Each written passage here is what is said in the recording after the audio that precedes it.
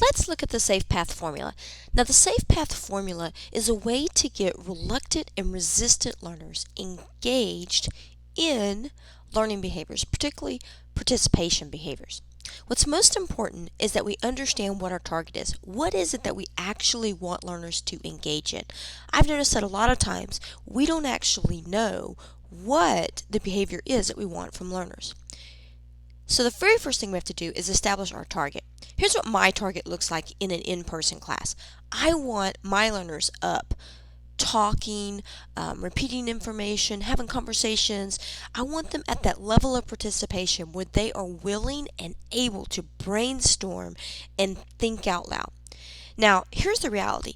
If learners don't enter your classroom and they're at that stage, then they are what I call at a no stage. And the goal is to teach them the ready behaviors that they need so that they can get to that target or that goal. So the very first thing we have to do is we have to identify what the target behavior is. And then once we have that target, we have to take those small, tiny steps to get there. We break the behavior down into what we call successive steps. Little bitty bite-sized steps that take us closer and closer to our goal. So we break the behavior into small successive steps. Now the very first step is most important. It's what we call the trivial request. And a trivial request is an ask that is so small learners can't think to say no to it or don't think to say no to it. I'll give you an example. Are you ready? If you're ready, say ready. Are you ready?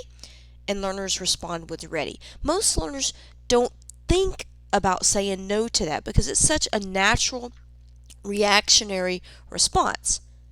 If you can't say no to it, that's a trivial request. And here's what we know. It's called the foot in the door.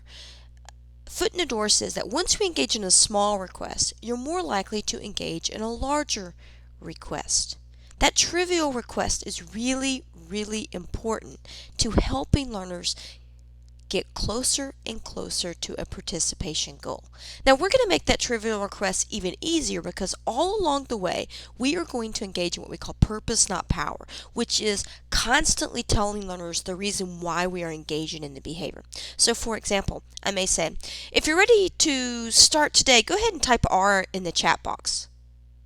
I'm just asking you to type R to make sure that you can hear my voice and so that we know that you're ready to move forward. That's that purpose, that rationale for participating.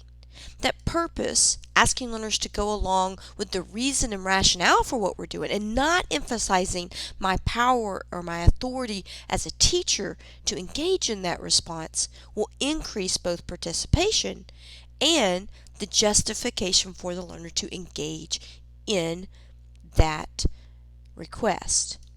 Now, what's really important, particularly in a live classroom, about that purpose not power is it provides social proof. Remember that these are learners who aren't necessarily eager and excited about participating. So anytime we give them rationale and we flood them with the reasons, it increases transparency, it increases credibility. It allows the social proof to say, hey, it's okay, we can participate here. The rule for purpose not power is this right here. Don't make me look stupid, don't make me feel stupid, and don't make me think I am stupid. We want to give that reason, that rationale, that psychological, physiological, and sociological reason for every single small step we're doing, often, frequently, and all the time. I always say flood them with reason, flood them with reason. And then, once we get that behavior, we need to reinforce it. Acknowledge that behavior as soon as you see that small step towards the goal. So for example, I may say, if you're ready to move forward, go ahead and give me an R in the chat box. That tells me that you're ready to move forward and that you're focused on the step we're in right now. Oh, thank you. I see that people are responding to the chat box. You want to reinforce that behavior just as quickly and as soon as you see that behavior. Now, these steps to the Safe Path formula. They take some time to get your mind around each one of those steps, but pretty soon you'll start seeing yourself go, okay, here's the behavior that I want. This is the behavior that I know learners need to be successful.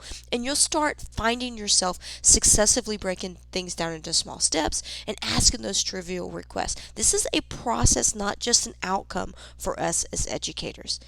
It takes practice.